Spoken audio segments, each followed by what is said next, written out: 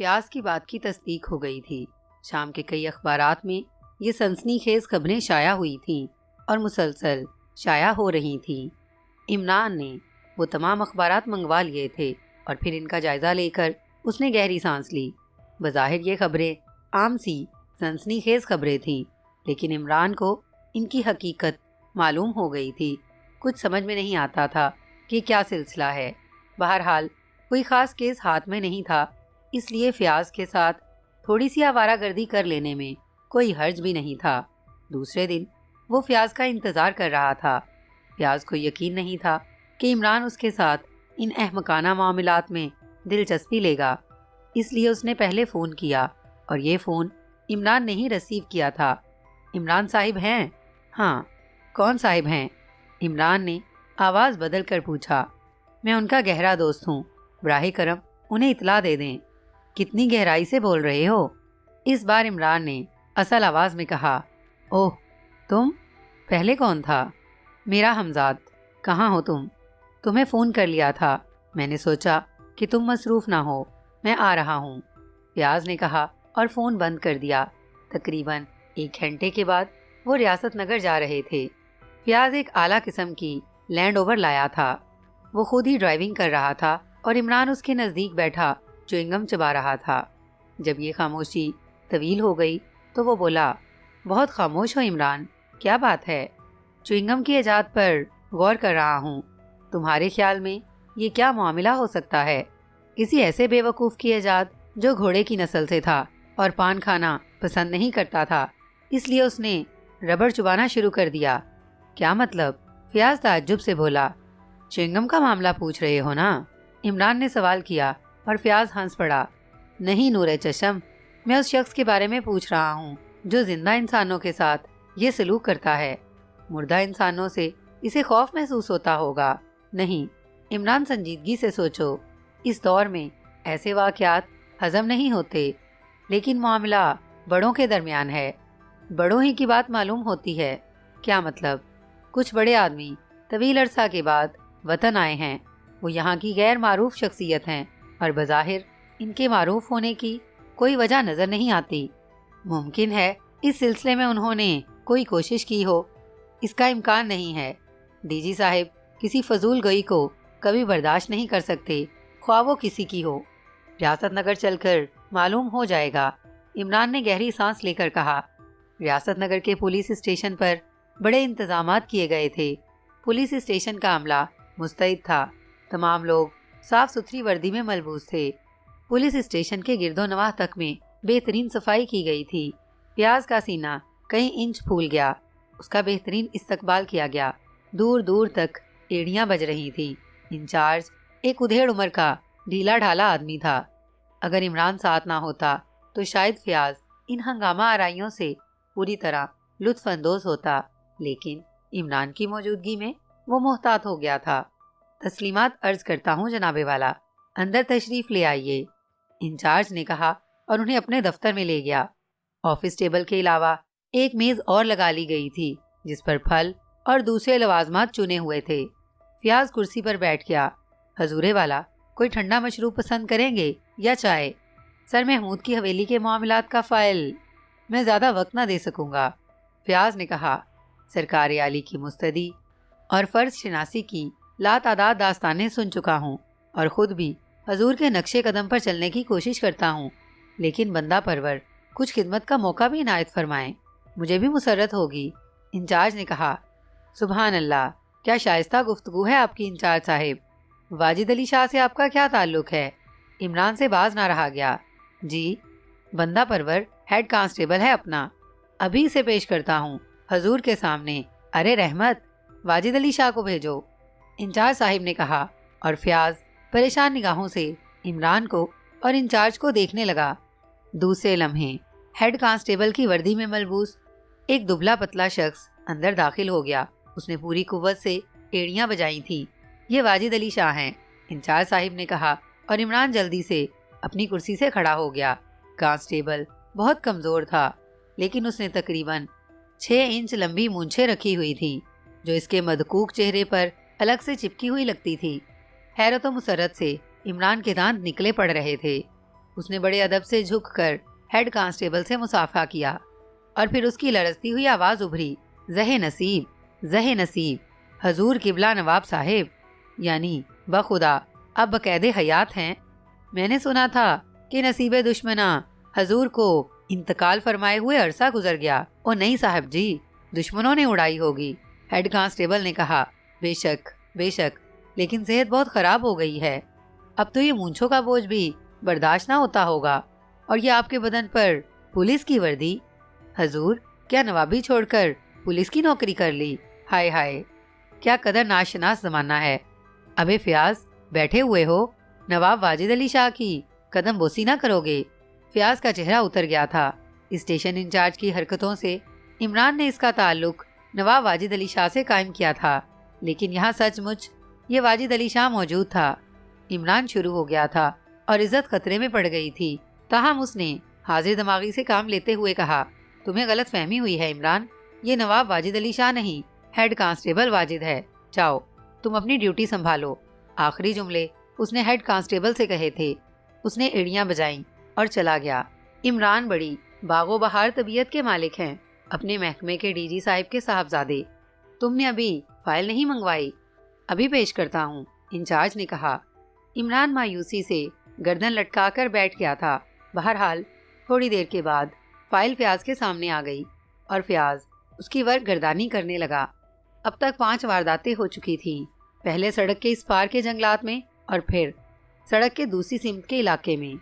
آخری 2 وارداتیں سڑک کے دوسری سمت کے علاقے میں ہوئی تھیں۔ فائل دیکھ کر فیاض نے عمران کی طرف بڑھا دی، لیکن عمران نے اس کی طرف توجہ نہیں دی تھی۔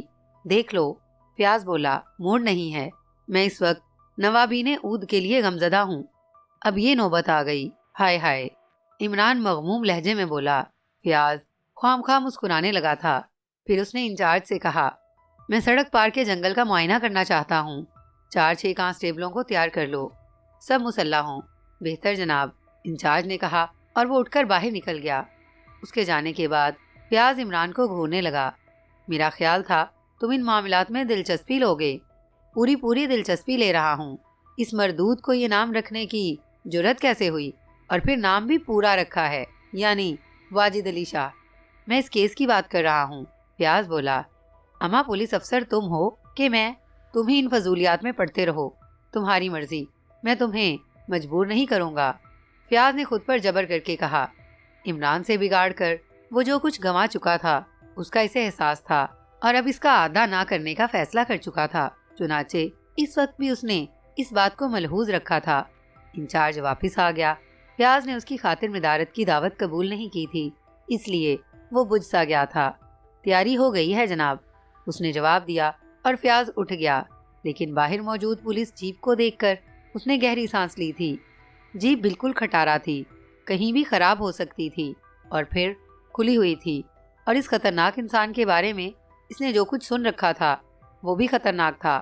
اس جیپ میں چلو گے؟ اس نے انچارج سے پوچھا۔ جناب عالی، بس یہی ہے۔ چلتی ہے؟ فیاض نے پوچھا۔ انجن بالکل ٹھیک ہے، بس ظاہری حالت خراب ہے، انچارج نے جواب دیا۔ میری گاڑی لے چلو، ڈرائیور ساتھ لے لو، فیاض نے کہا، اور لینڈ اوور کی چابی انچارج کے حوالے کر دی۔ عمران نے ساتھ چلنے میں کوئی گڑبڑ نہیں کی تھی۔ لینڈ اوور چل پڑی۔ راستہ زیادہ لمبا نہیں تھا۔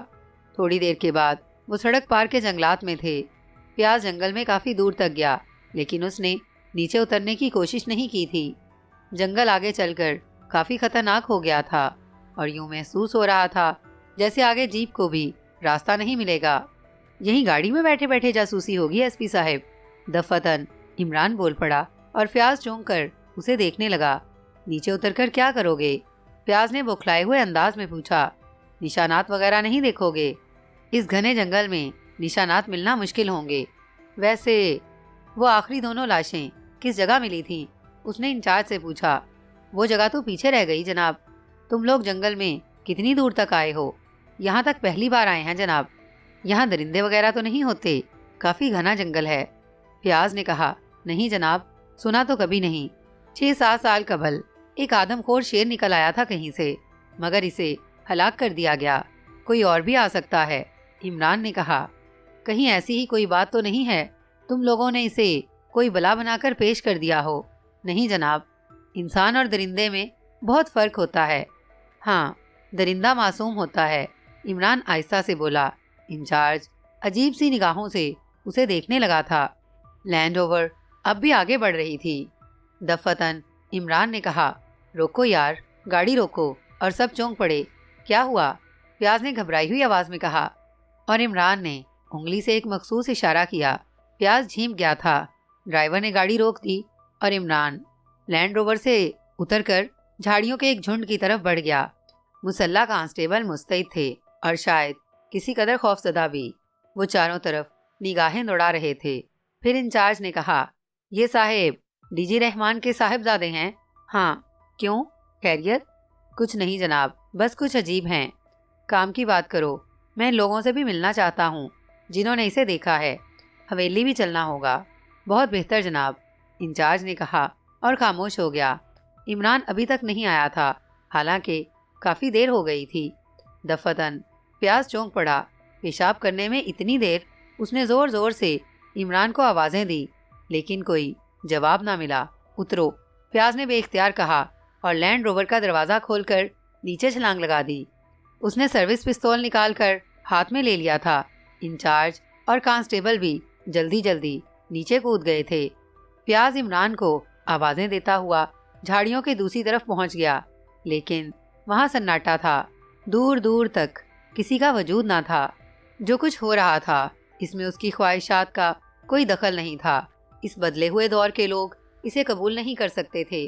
اسے یقین ہو گیا تھا، اور اب وہ ان کے لیے ایک خوف بن چکا تھا، صرف ایک خوف، اور اس احساس سے اس کا دل ڈوبنے لگتا تھا۔ جو کچھ وہ بن گیا ہے اس میں تو اس کا کوئی قصور نہیں ہے، وہ بے قصور ہے۔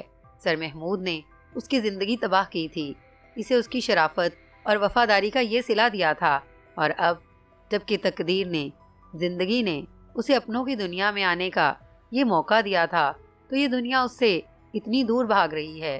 آخر کیوں؟ میں نے زندگی میں کچھ نہیں دیکھا۔ آدھی زندگی خدمت گزاری میں گزار دی، اور پھر ایک طویل عرصہ اس ہولناک قید خانے میں۔ میرے دل میں بھی دوسری خواہشات ہیں۔ آخر وہ مجھ سے خوف زدہ کیوں ہیں؟ اگر وہ مجھے سہارا دیں، مجھے اپنے درمیان جینے کا موقع دیں، تو میں دوبارہ ان جیسا بننے کی کوشش کروں، لیکن وہ میرے دشمن ہیں، مجھے مار ڈالنا چاہتے ہیں۔ آخر کیوں؟ ٹھیک ہے، اگر انہوں نے دشمنی کا آغاز کیا ہے تو پھر دشمنی ہی صحیح۔ اگر وہ مجھے قتل کرنے کے خواہش مند ہیں تو پھر میں ہی کیوں ان کی پرواہ کروں؟ اس کے ذہن میں نفرت نے جنم لیا۔ بستی کے 2 اور نوجوان اس کے ہاتھوں ہلاک ہو چکے تھے، اور اس نے ان کی بھی ٹکا بوٹی کر ڈالی تھی، لیکن اب ان جنگلوں سے اس کا دل اکتا رہا تھا۔ اس نے اس نئی دنیا کے بارے میں کافی اندازہ لگایا تھا، بہت سے انداز بدل گئے تھے، لیکن کوئی بات ایسی نہیں تھی جو سمجھ میں نہ آتی ہو۔ اس نے سڑک پر دوڑنے والی گاڑیاں بھی دیکھی تھیں، اور ان کے بارے میں بخوبی اندازہ لگا لیا تھا۔ وہ خود بھی اسی جیتی جاگتی دنیا کا انسان تھا۔ یہ دوسری بات ہے کہ خود غرض اور ناس پاس انسان نے اس سے اس کی زندگی کا ایک طویل حصہ چھین لیا تھا۔ کئی دن سے وہ یہاں سے نکل جانے کے بارے میں سوچ رہا تھا۔ کچھ سمجھ میں نہیں آ رہا تھا کہ کیا کرے، کہاں جائے۔ کئی بار ہمت کی تھی، لیکن پھر یہی خوف دامن گیر ہو جاتا تھا کہ انسانوں کے درمیان وہ کیسے گزار سکے گا۔ اس جنگل میں خاموشی کی زندگی تھی، لیکن یہ زندگی بھی اسے کاٹنے کو دوڑتی تھی۔ اس صبح بھی وہ بہت اداس تھا۔ سورج نکل آیا تھا، اور پھر اس نے اپنا کافی سفر طے کر لیا۔ دور سے اس نے ایک گاڑی کو اپنی طرف آتے دیکھا۔ شاید کچھ بے وقوف پھر اس کی تلاش میں آ نکلے تھے۔ وہ شکم سیر تھا، انسانوں کو کھانے کا اسے کوئی شوق نہیں تھا۔ بس انسانی گوشت سے اسے اپنے بدن میں توانائی محسوس ہوتی تھی۔ وہ چاقو چوبند ہو جاتا تھا۔ انسانی گوشت نہ ملتا تو اسے اپنے اعضاء مزمحل محسوس ہوتے تھے۔ بہرحال وہ ان لوگوں کو دیکھتا رہا۔ پھر جب وہ اس کے قریب آنے لگے تو اس نے خاموشی سے اپنی جگہ چھوڑ دی اور وہاں سے آگے بڑھ گیا۔ اس کے بعد 3 مرتبہ اس نے اپنے ٹھکانے بدلے، لیکن ان لوگوں نے پیچھا نہ چھوڑا۔ اس کے ذہن میں جلاہٹیں ابھر آئیں، لیکن بہرحال 4تھی مرتبہ بھی اس نے ٹھکانہ بدل دیا۔ گاڑی رک گئی تھی۔ پھر اس میں سے ایک آدمی نیچے اتر آیا اور جھاڑیوں کے ایک جھنڈ کی طرف بڑھ گیا۔ گاڑی وہیں کھڑی رہی تھی۔ حیات اس وقت ایک درخت کی سب سے بلند چوٹی پر تھا۔ وہ اس آدمی کو دیکھتا رہا جو جھاڑیوں کی طرف آیا تھا، لیکن وہ جھاڑیوں کے پاس نہ رکا بلکہ وہاں سے آگے بڑھ گیا۔ اس کی رفتار بہت تیز تھی۔ پھر وہ حیات سے بہت دور نکل کر اس کی نگاہوں سے اوجھل ہو گیا۔ حیات آنکھیں پھاڑ پھاڑ کر اسے تلاش کر رہا تھا۔ کہاں غائب ہو گیا وہ؟ حیات سوچنے لگا۔ کافی دیر گزر گئی۔ گاڑی جوں کی توں کھڑی تھی۔ پھر اس میں بیٹھے ہوئے لوگ نیچے اترے اور جھاڑیوں کی طرف چل پڑے اور اس کے بعد جنگل میں بکھر گئے۔ حیات گہری سانس لے کر شاخ پر دراز ہو گیا۔ وہ اتنے سارے لوگوں کے سامنے جانا نہیں چاہتا تھا۔ کافی دیر تک یہ بھاگ دوڑ ہوتی رہی۔ پھر وہ لوگ گاڑی میں بیٹھ کر واپس چلے گئے، لیکن حیات نے ان کے ساتھ اس شخص کو نہیں دیکھا تھا۔ نہ جانے وہ کہاں غائب ہو گیا تھا۔ حیات تھوڑی دیر تک درخت پر بیٹھا رہا، پھر نیچے اترنے لگا۔ اس کے ذہن میں تجسس تھا کہ وہ شخص کہاں گیا۔ دفعتاً اس کا موڈ بن گیا۔ تنہا آدمی تھا، چلو ضیافت ہی اڑا لی جائے اس کی۔ وہ اس کی تلاش میں چل پڑا۔ بہت دور نکل گیا تھا وہ، لیکن اسے بھی اس شخص کا نشان نہیں ملا۔ پھر وہ ایک درخت کے تنے پر پشت لگا کر کھڑا ہو گیا۔ اس شخص کی گمشدگی پر اسے حیرت تھی کہ کہاں گیا۔ آداب عرض کرتا ہوں جہاں پناہ۔ اسے اپنے عقب سے ایک آواز سنائی دی اور وہ اچھل پڑا۔ اس کی آنکھیں حیرت سے پھیل گئیں۔ وہ شخص اس کے سامنے موجود تھا۔ اس سے چند گز کے فاصلے پر یہ پہلا انسان تھا جو اس بے خوفی سے اس کے سامنے آ کھڑا ہوا تھا۔ حیات اسے گھورنے لگا۔ یہ خوش شکل نوجوان انوکھا تھا۔ بڑی آرزو تھی آپ کے نیاز حاصل کرنے کی، وہ بولا، اور حیات سنبھل گیا۔ اس کے ذہن میں جنون ابھر آیا تھا۔ اس کی زبان ہونٹوں کو تر کرنے لگی۔ اسے اپنے منہ میں نمکین خون اور نمکین گوشت کا ذائقہ گھلتا محسوس ہوا اور اس کے دانت باہر نکل آئے۔ وہ بھوکی نگاہوں سے نوجوان کو دیکھ رہا تھا۔ دیکھنے میں تو آپ ٹھیک ٹھاک ہی ہیں، پھر یہ آدم خوری کا شوق کیوں چرایا ہے؟ نوجوان نے کہا، اور حیات نے دونوں ہاتھ پھیلا کر اس پر چھلانگ لگا دی۔ نوجوان اچھل کر ایک طرف ہو گیا تھا۔ حیات زمین پر گرا، لیکن وہ بھی پھرتی سے کھڑا ہو گیا۔ آپ کے بدن پر یہ چوکیداری کی وردی خوب سج رہی ہے، لیکن آپ کے چہرے اور ہاتھ پاؤں کا رنگ کیسے بدل گیا؟ آدمی کی شکل رکھتے ہیں تو بہتر یہ ہے کہ انسانوں کی طرح گفتگو کریں۔ یہ کیا اچھل کود؟ ارے باپ رے! اس نے حیات کی دوسری چھلانگ بھی بے اثر کر دی۔ تیسری بار حیات اچھلا تو اس نے ٹانگ سامنے کر دی اور اس کی ضرب حیات کے سینے پر پڑی۔ حیات تو گرا ہی تھا، لیکن اس کے ساتھ ہی نوجوان بھی اس کے بدن کی ٹکر برداشت نہ کر سکا اور اچھل کر دور جا گرا۔ لیکن حیات صرف محسوس ہی کر سکا کہ وہ گرا ہے۔ جب اس نے زمین پر دونوں ہاتھ ٹکا کر دیکھا تو نوجوان کھڑا ہی ہوا تھا۔ کیا آپ کشتۂ فولاد استعمال کرتے ہیں؟ کچھ تو بولیے۔ ویسے میں دعوے سے کہہ سکتا ہوں کہ آپ انسان ہیں۔ میں تمہیں زندہ نہیں چھوڑوں گا۔ حیات غرایا۔ اس حسین آواز کو سنانے کا شکریہ۔ مجھے مسرت ہوئی کہ آپ کے بارے میں میرا اندازہ غلط نہیں ہے۔ اس بار حیات نے بڑی نپی تلی چھلانگ لگائی تھی، لیکن اب نوجوان نے اس سے بھیڑنا مناسب نہیں سمجھا تھا۔ البتہ اس بار بھی حیات اس کے بدن کو چھو نہیں سکا تھا، اور پھر وہ مسلسل کوششیں کرتا رہا، لیکن نوجوان غضب کا پھرتیلا تھا۔ اس نے حیات کی کوئی کوشش بارآور نہ ہونے دی۔ وہ اب بھی پرسکون ہی تھا۔ میری خواہش ہے کہ قبلہ آپ میرے ساتھ چلیں، میں آپ کو لے کر جاؤں گا۔ آپ یہ بتائیں کہ آپ شرافت سے چلنا پسند کریں گے یا؟ حیات کی آنکھوں میں خون اتر آیا تھا۔ یہ تحکمانہ انداز اسے پسند نہیں آیا تھا۔ اس انداز میں سر محمود کی جھلکیاں تھیں اور اسے سر محمود سے نفرت تھی۔ سر محمود جنہوں نے اس کی وفاداری کے صلے میں اسے موت دی تھی، یہ انوکھی زندگی دی تھی۔ اس نے آخری بار کوشش کی، لیکن اس کی یہ کوشش بھی اس چھلاوے پر بے اثر رہی تھی۔ وہ ہاتھ ہی نہیں آتا تھا۔ البتہ اس بار حیات کے مد مقابل نے درخت کی ایک موٹی شاخ اٹھا لی جو قریب ہی پڑی ہوئی تھی اور اسے ہاتھوں میں تول کر حیات کے مقابل آ گیا۔ مجبوری ہے عزیزم، تم شرافت سے میری بات ماننے کے لیے تیار نہیں ہو، وہ پینترے بدلتا ہوا بولا۔ نہ جانے کیوں اب حیات کے دل میں خوف جانگزی ہو گیا تھا۔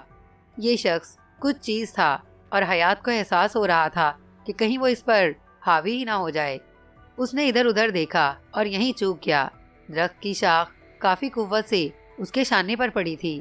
ایک سخت اذیت، ایک درد اس کے شانے میں اتر آیا۔ شاخ ٹوٹ گئی تھی، لیکن حیات بری طرح نروس ہو گیا۔ اب وہ اس شخص سے بری طرح سہم گیا تھا۔ اس نے خوفزدہ نگاہوں سے اسے دیکھا اور پلٹ کر چھلانگ لگا دی۔ وہ بدن کی پوری قوت سے بھاگ رہا تھا، لیکن دوسری طرف سے اس نے بھی دوڑنا شروع کر دیا تھا، اور اس کی رفتار حیات نے جب بھی پلٹ کر دیکھا اسے اپنے سر پر ہی پایا۔ درخت کی ٹوٹی ہوئی شاخ اب بھی اس کے دشمن کے ہاتھ میں تھی، اور حیات اس شاخ کی دوسری ضرب برداشت کرنے کے قابل نہیں تھا۔ وہ جان کی بازی لگا کر دوڑ رہا تھا۔ راستے کا کوئی تعین نہیں تھا، لیکن سامنے سڑک آ گئی۔ یہاں سڑک ذرا بلندی پر تھی۔ حیات نے ایک چھلانگ لگائی اور سڑک پر پہنچ گیا۔ سڑک پر ایک ٹرک کھڑا ہوا تھا۔ اس کا ڈرائیور، جو ٹرک کھڑا کر کے پیشاب کرنے اترا تھا، اپنی ضرورت سے فارغ ہو کر ڈرائیونگ سیٹ پر پہنچ گیا تھا اور ٹرک اسٹارٹ کر کے گیئر میں ڈال چکا تھا۔ حیات اس سچویشن کو سمجھنے کے قابل تو نہیں تھا، لیکن عافیت کی ایک ہی صورت اسے نظر آئی۔ وہ اچھل کر اس گاڑی کے عقبی حصے میں چڑھ گیا اور گاڑی آگے بڑھ گئی۔ چند ثانیے کے بعد اس نے اس خطرناک شخص کو بھی سڑک پر دیکھا، لیکن اس دوران گاڑی اس سے کافی دور نکل آئی تھی، اور دیکھتے ہی دیکھتے وہ نگاہوں سے اوجھل ہو گیا۔ حیات اس وقت تک اسے دیکھتا رہا جب تک وہ نظر آتا رہا، پھر وہ گاڑی میں بیٹھ گیا۔ تہہ خانے سے نکلنے کے بعد یہ اس کی زندگی کا پہلا حیرت ناک واقعہ تھا، اور اس واقعے نے اسے بہت کچھ سوچنے پر مجبور کر دیا تھا۔ اس کی زندگی شدید خطرے میں تھی۔ اس بدلی ہوئی دنیا کے تمام لوگ کمزور نہ تھے، ان سے پوشیدہ رہنا ہوگا۔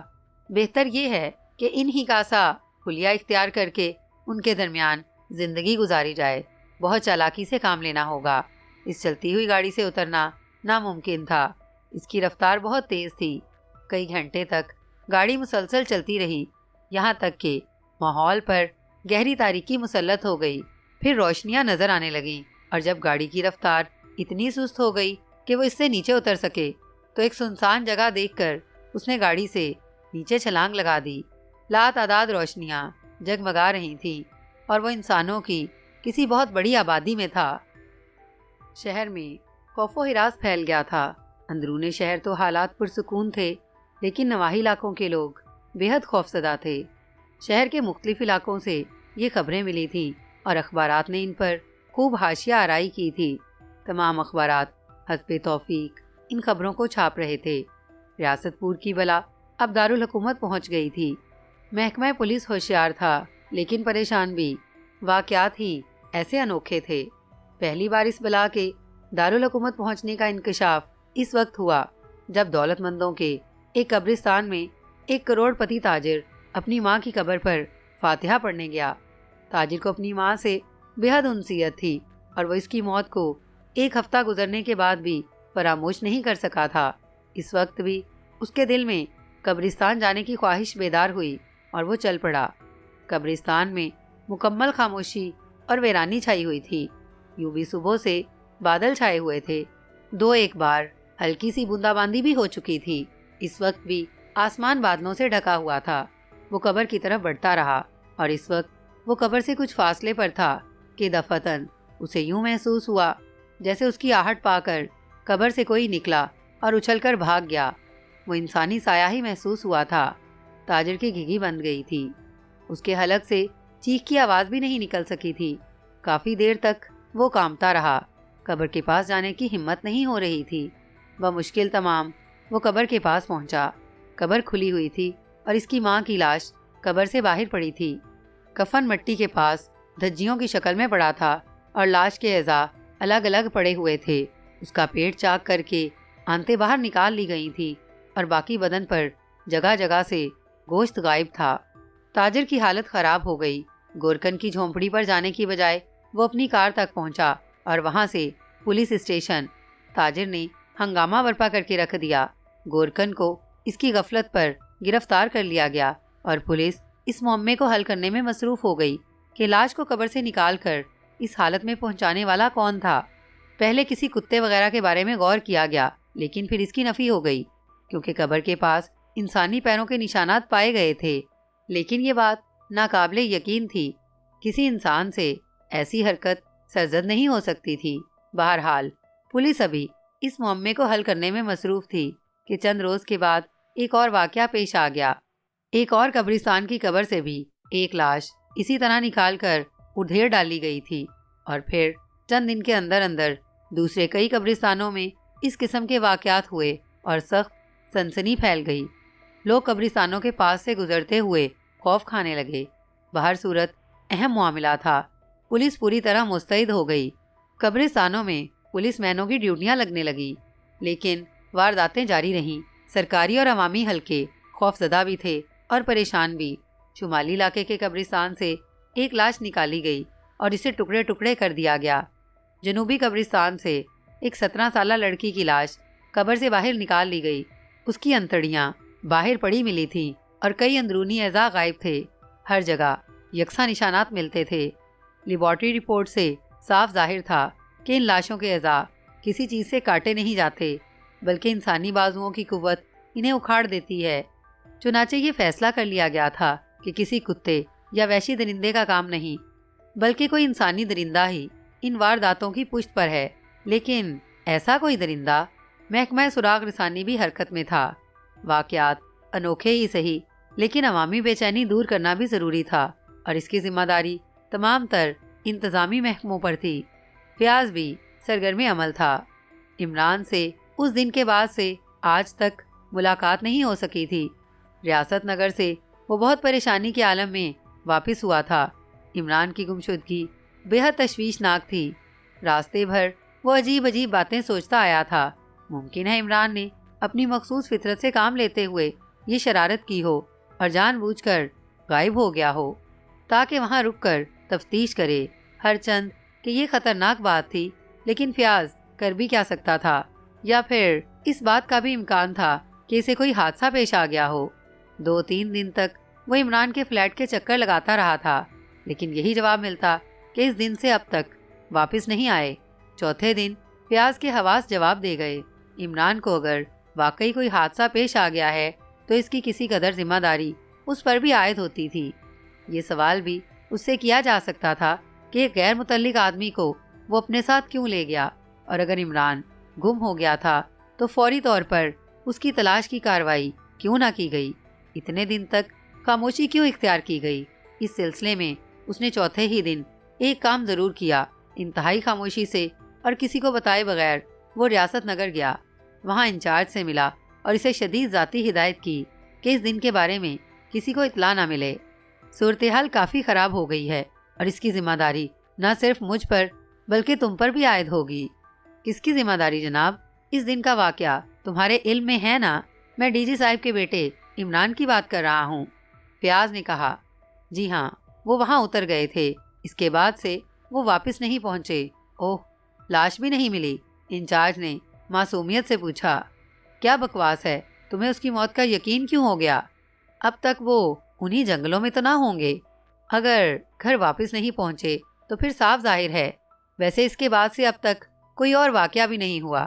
یہ واقعات اب دارالحکومت میں ہو رہے ہیں۔ فیاض گہری سانس لے کر بولا۔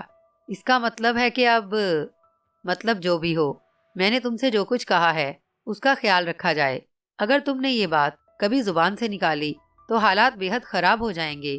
جن لوگوں کو اس بارے میں علم ہے ان کو سنبھالنا بھی تمہارا کام ہے۔ ٹھیک ہے جناب، جو حکم، انچارج نے جواب دیا تھا۔ بہرحال معاملہ صرف عمران کا ہی نہیں تھا۔ رحمان صاحب کئی بار اس سے اس بارے میں معلومات حاصل کر چکے تھے اور سخت سست بھی کہہ چکے تھے۔ فیاض اپنے طور پر ہر ممکن کوشش کر رہا تھا، لیکن کوئی بات سمجھ میں نہیں آتی تھی۔ قبرستانوں میں پولیس کے مسلح کانسٹیبل گشت کرتے رہتے تھے۔ اس کے علاوہ قبرستانوں کی دیواریں اونچی کر کے وہاں خاردار تار لگائے گئے تھے، لیکن اس کے باوجود 1 ماہ میں 3 واقعات ہو چکے تھے۔ چوتھا واقعہ ایک نواحی قبرستان میں پیش آیا تھا۔ رات کے تقریباً 3 بجے تھے جب 4 کانسٹیبل اس قبرستان میں گشت کر رہے تھے۔ ہو کا عالم تھا اور وہ چاروں خاموش تھے۔ سبھی اس ماحول سے متاثر لگتے تھے۔ دفعتاً انہوں نے کسی کتے کے بھونکنے کی آواز سنی۔ کتا کسی قبر کے پاس بھونک رہا تھا۔ پھر وہ اس طرح چیخا جیسے اسے چوٹ لگی ہو، اور پھر ایک انتہائی بھیانک آواز سنائی دی۔ آواز کتے ہی کی تھی، لیکن وہ اتنے کربناک انداز میں چیخا تھا کہ ان لوگوں کے رونگٹے کھڑے ہو گئے تھے۔ اس کے بعد کتے کی کوئی آواز سنائی نہ دی تھی۔ یہ بھی تعجب خیز بات تھی۔ یار محمد، ایک کانسٹیبل نے دوسرے سے کہا۔ کتا چپ کیوں ہو گیا؟ کیا ہوں؟ اوفو، پڑھ رہا ہوں یار، دعا پڑھ رہا ہوں۔ ٹارچ نکالو، دوسرے کانسٹیبل نے کہا، اور یار محمد کانسٹیبل نے کوٹ کی جیب سے ٹارچ نکال لی۔ اس نے اندازے سے ٹارچ کی روشنی اس سمت ڈالی جدھر کتے کی آواز آئی تھی، اور اسے ایک قبر کے پاس کوئی چیز متحرک نظر آئی۔ قادر، وہ کیا ہے؟ اس نے کانپتی آواز میں کہا۔ قادر نے بھی اس شے کو دیکھ لیا تھا۔ دوسرے لمحے اس نے بندوق سیدھی کر لی، اور پھر ٹارچ کی روشنی میں انہوں نے کسی کو اچھل کر کھڑے ہوتے ہوئے دیکھا۔ دوسرے لمحے قادر نے فائر کر دیا تھا، لیکن فائر کانپتے ہاتھوں سے کیا گیا تھا، اس لیے نشانہ درست نہ رہا۔ اس نے لگاتار کئی فائر کیے اور وہ انسانی سایہ اچھل کر بھاگا۔ دوسرے لمحے اس نے ایک حیرت ناک چھلانگ لگائی۔ دیواروں اور پھر خاردار تاروں کی باڑ اس نے ایک ہی جست میں عبور کر لی اور ان لوگوں کی نگاہوں سے غائب ہو گیا۔ چاروں کانسٹیبلوں کی خوف سے بری حالت تھی اور وہ تھر تھر کانپ رہے تھے، لیکن ڈیوٹی ہوتی ہے۔ انہوں نے اپنے خوف پر قابو پایا اور قبر کی طرف چل پڑے۔ قبر کھلی ہوئی تھی۔ اس سے چند فٹ کے فاصلے پر کتے کی خون میں ڈوبی لاش پڑی تھی، لیکن اس بھیانک لاش کو دیکھ کر ان کی گیگی بند گئی۔ کتے کی دونوں ٹانگیں پکڑ کر چیر دی گئی، اور یہ کسی معمولی قوت والے انسان کا کام نہیں ہو سکتا تھا۔ انہیں کتے کی آخری آواز یاد آ گئی تھی۔ اس کے علاوہ قبر کے پاس ایک انسانی لاش موجود تھی جس کی کیفیت اب تک کی روایات سے مختلف نہیں تھی۔ پولیس والوں نے اپنے اسٹیشن کو اطلاع دی، اور اسٹیشن نے متعلقہ انچارج کو اور فیاض کو بھی رات کے اس حصے میں وہاں پہنچنا پڑا۔ صورتحال جوں کی توں تھی، معائنہ وغیرہ تو بس ایک رسمی کارروائی تھی۔ فیاض نے یہاں کے حالات بھی دوسری جگہ سے مختلف نہیں پائے۔ اس کی ذہنی پریشانیاں عروج کو پہنچی ہوئی تھی۔ رات اور دن حرام ہو رہے تھے، کوئی صحیح صورتحال معلوم نہیں ہوتی تھی، اور ایک بار پھر وہ پریشانیوں کا شکار ہو گیا تھا۔ دوسرے دن اس نے خود ہی محکمہ سراغ رسانی کے ڈائریکٹر جنرل سے رابطہ قائم کیا اور ان سے ملنے کی درخواست کی۔ رحمان صاحب نے اسے طلب کر لیا تھا۔ ان کے چہرے پر گہری سنجیدگی چھائی ہوئی تھی۔ فیاض نے انہیں سلام کیا اور رحمان صاحب نے اسے سامنے بیٹھنے کا اشارہ کیا۔ خیریت؟ اسی سلسلے میں حاضر ہوا ہوں جناب۔ کون سا سلسلہ؟ وہ لاشوں والا۔ حالات جوں کے توں ہیں جناب، کوئی تبدیلی رونما نہیں ہوئی ہے۔ چاروں طرف پولیس لگا دی گئی ہے، لیکن کوئی نتیجہ برآمد نہیں ہوا۔ رات کو چند کانسٹیبلوں نے ایک قبرستان میں اس انسانی سائے پر فائر بھی کیے تھے جس نے کتے کو درمیان سے چیر ڈالا اور ایک قبر سے لاش نکال لی۔ وہ فائر بیکار گئے اور انسانی سایہ قبرستان کی دیوار پھاند کر تاریکی میں غائب ہو گیا۔ میں اس سلسلے میں سخت پریشان ہوں جناب، سمجھ میں نہیں آتا کیا کروں۔ کیپٹن، اس کا مقصد ہے کہ تم اپنی ناکامی کا اعتراف کر رہے ہو۔ میں نے حالات آپ کے سامنے پیش کر دیے ہیں جناب، اب میں آپ کی ہدایت کا منتظر ہوں۔ غور فرمائیے، ہم تو ہمت کے تو قائل نہیں ہیں، لیکن عجیب مجرم اس سے قبل ہماری نگاہوں سے نہیں گزرا۔ وہ کوئی جرم نہیں کرتا، صرف انسانی لاشیں کھاتا ہے۔ بلا شبہ یہ بہت بڑا جرم ہے اور انتہائی گھناؤنی بات ہے، لیکن ایسے کسی انسان کو کیا کہا جائے؟ کچھ نہ کہا جائے، کسی بھی طور اسے ختم کیا جائے، یہ پولیس کا فرض ہے۔ بے شک، لیکن اپنی صلاحیتیں یہاں معدوم پاتا ہوں، اور اب میں احکامات کا منتظر ہوں۔ اس کے علاوہ کیا ہو سکتا ہے کہ یہ کیس تم سے واپس لیا جائے اور کسی اور کے سپرد کر دیا جائے؟ رحمان صاحب بولے۔ میں اس کا خواہش مند بھی نہیں ہوں جناب، آپ یقین فرمائیے، کسی بھی طور میں اپنے فرائض سے پہلو تہی نہیں کرنا چاہتا، لیکن رہنمائی ضرور چاہتا ہوں۔ رحمان صاحب کچھ سوچنے لگے۔ بلا وجہ پیاز پر بگڑنا بیکار تھا، چنانچہ انہوں نے اس سے کہا، ٹھیک ہے، میں تھوڑی دیر کے بعد اس سلسلے میں کوئی بہتر بات بتا سکوں گا۔ پیاز شکریہ ادا کر کے باہر نکل آیا اور رحمان صاحب نے سر سلطان سے رابطہ قائم کیا۔ ٹیلی فون کا سلسلہ جاری ہونے کے بعد رحمان صاحب نے سر سلطان سے رسمی گفتگو کی اور پھر کہنے لگے، بھائی تمہاری سیکرٹ سروس کیا کر رہی ہے آج کل؟ میرا مطلب ہے تمہارے کچھ خاص لوگ ہیں جن سے تم اہم کام لیتے ہو۔ جی سب خیریت سے ہیں، کوئی خاص بات؟ ہاں، موجودہ حالات میں خاص الجھنیں پیش آ گئی ہیں۔ ہم لوگ کام کر رہے ہیں، لیکن میں چاہتا ہوں کہ اس کے بجائے کہ پولیس بدنامی کا شکار ہوتی رہے اور انتظامیہ پر لوگ کیچڑ اچھالتے رہیں، بہتر ہوگا کہ اس مسئلے کو ہم سب لوگ نپٹانے کی کوشش کریں۔ یہ میری ذاتی درخواست ہے۔ اگر آپ مناسب سمجھیں تو اپنے لوگوں کو بھی اس کام میں شریک کر دیں۔ لاشوں والا سلسلہ ہے؟ سلطان صاحب نے پوچھا۔ جی ہاں، اور آپ کے لہجے کا اعتماد میں جانتا ہوں کہ آپ ایک بڑی دولت سے مالا مال ہیں، رحمان صاحب نے کہا، اور سر سلطان چند شاید خاموش رہے۔ شاید وہ سوچ رہے تھے کہ یہ دولت تو تم نے خود ہی اپنے ہاتھوں سے باہر نکال پھینکی ہے۔ گھر کی چیز دوسروں کے حوالے کرنے کے بعد اس کے بارے میں اس انداز سے سوچتے ہو۔ لیکن سر سلطان نے اس سلسلے میں کچھ نہ کہا۔ ہیلو، رحمان صاحب نے دوسری طرف خاموشی طویل ہوتے دیکھ کر کہا۔ ہاں ہاں، میں سن رہا ہوں۔ سننا نہیں ہے بھائی، کچھ کرنا ہے۔ ٹھیک ہے، پھر ایسا کرتے ہیں۔ ہاں، کیپٹن فیاض کام کر رہا ہے اس سلسلے میں؟ سر سلطان نے پوچھا۔ ظاہر ہے ان معاملات کے لیے وہی ایک آدمی ہے میرے پاس، لیکن جیسا ہے تم لوگ بھی جانتے ہو، ویسے میں سنجیدگی سے غور کر رہا ہوں کہ اندرونی معاملات کے لیے کچھ ذہین دماغوں کا انتخاب کروں۔ میں ایک باقاعدہ پینل بنانے والا ہوں جس کی سربراہی میں خود کروں گا۔ میں نہیں چاہتا تھا کہ اس بڑھاپے میں اس قسم کی کوئی کوشش کروں، لیکن جب تک ملازمت ہے اپنی نیک نامی برقرار رکھنا میرا فرض ہی ہے۔ کیا فائدہ آخر وقت میں بدنام ہونے کا؟ ارے نہیں رحمان، اب ایسا پریشان ہونے کی ضرورت بھی نہیں۔ تم یوں کرو کہ کیپٹن فیاض کو میرے دیے ہوئے پتے پر بھجوا دو۔ پتہ کیا ہے؟ مددگار لمیٹڈ کے نام سے ایک ادارہ قائم ہے۔ دراصل وہ سیکرٹ سروس کی انٹرنل برانچ ہے۔ اس ادارے کے سربراہ سے کیپٹن فیاض ملاقات کر لیں۔ کیا نام ہے اس کا؟ رحمان صاحب نے پوچھا۔ صوفی کے نام سے پکارا جاتا ہے۔ بہر صورت ذہین آدمی ہے، اس سے انکار نہیں کیا جا سکتا۔ وہ آرمیڈا پی والا سلسلہ تو تمہیں یاد ہی ہوگا، کس طرح ان کو آنن فانن تباہ کر دیا گیا تھا۔ ہاں ہاں، تو یہ وہی شخص ہے۔ نام کچھ سنا سنا سا لگتا ہے۔ بہر صورت فیاض کس حیثیت سے اس سے ملے؟ میں ہدایت دے دوں گا صوفی کو، سارے معاملات فیاض اس کے سامنے رکھ دے۔ کیس محکمہ سراغ رسانی کے پاس ہی رہے گا۔ میرا مقصد ہے کیس ٹرانسفر کرانے کی کوئی ضرورت نہیں، لیکن صوفی اس سلسلے میں براہ راست کام کرے گا، اور فیاض سے کہہ دیں کہ وہ اس سے تعاون کرے، سختی سے کام نہ لے۔ سنا ہے فیاض ذرا سخت گیر آدمی ہے۔ بیکار ہے ایسی سخت گیری جو کسی کام نہ آ سکے، رحمان صاحب نے وسیلے لہجے میں کہا۔ خیر، اتنا زیادہ الجھنے کی ضرورت نہیں، تم بس یوں کرو، فیاض کو وہاں بھیج دو۔ ٹھیک ہے، رحمان صاحب نے جواب دیا، اور تھوڑی دیر کے بعد انہوں نے فیاض کو دوبارہ طلب کر لیا۔ مددگار لمیٹڈ کا پتہ بتاتے ہوئے انہوں نے کہا، فیاض یہاں چلے جاؤ اور تمہیں وہاں سے جو ہدایات ملیں ان پر عمل کرو۔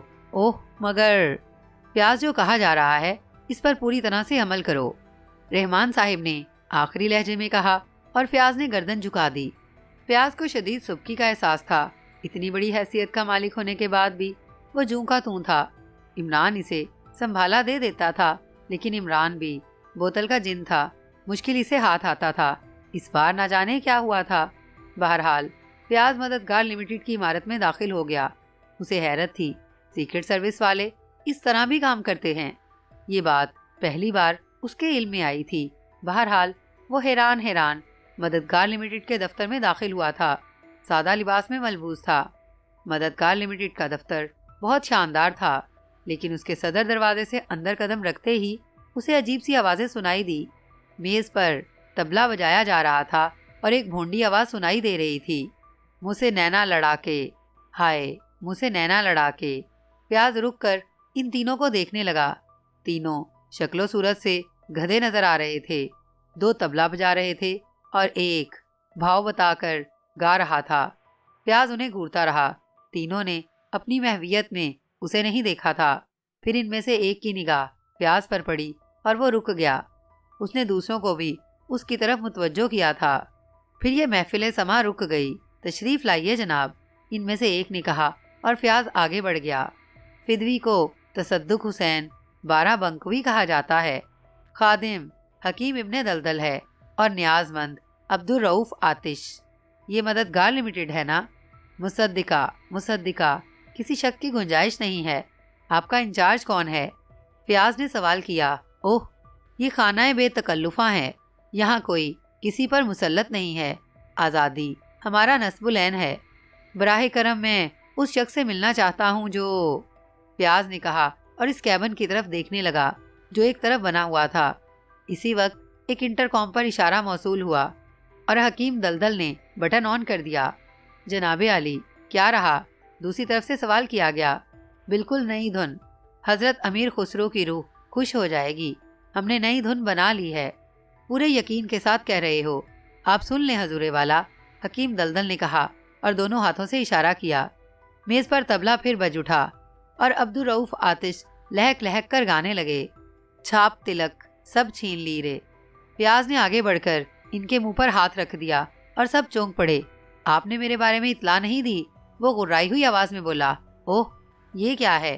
براہ کرم سنگیت پر پابندی نہ لگائیں، یہ زیادتی نہ کریں کہ دور اکبری تازہ ہو جائے۔ ہٹائیے ہاتھ، ہٹائیے ہاتھ۔ کون ہے تصدق صاحب؟ انٹرکام سے آواز ابھری۔ ایک صاحب تشریف لائے ہیں، آپ سے ملنا چاہتے ہیں۔ کہاں سے آئے ہیں یہ نہیں معلوم ہو سکا۔ پہنچا دو میرے پاس، جواب ملا اور انٹرکام بند ہو گیا۔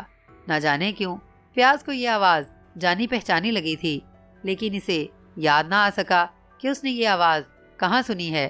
بہرحال وہ کیبن میں داخل ہو گیا، لیکن جو شخص اسے نظر آیا تھا، اسے دیکھ کر پیاز کا دماغ بھگ سے اڑ گیا۔ صوفی کو وہ نہ پہچانتا، اس کا ماتحت رہ چکا تھا۔ دوسری طرف سے صوفی کی آواز سنائی دی۔ درویش رحم کریں، تم یہاں کیسے؟ غلطی ہو گئی جناب۔ کیا تم مددگار لمیٹڈ کے انچارج ہو؟ بخدا میرا کوئی قصور نہیں ہے، درویشوں کے کرم سے بس گھیر لایا گیا ہوں اور زندگی کے دن پورے کر رہا ہوں۔ لیکن آپ جناب، میرا مطلب ہے آپ نے کیسے قدم رنجا فرمایا؟ درویشوں کے کرم سے۔ یہ مددگار لمیٹڈ کیا ہے؟ پیاز کے لہجے میں خود بخود سختی پیدا ہو گئی تھی۔ اب جو کچھ بھی ہے جناب عالی، کیا عرض کروں؟ اس کا تعلق کسی طور وزارت داخلہ سے ہے۔ درویش جانے، صوفی بولا۔ صوفی، تم کس سے مخاطب ہو جانتے ہو؟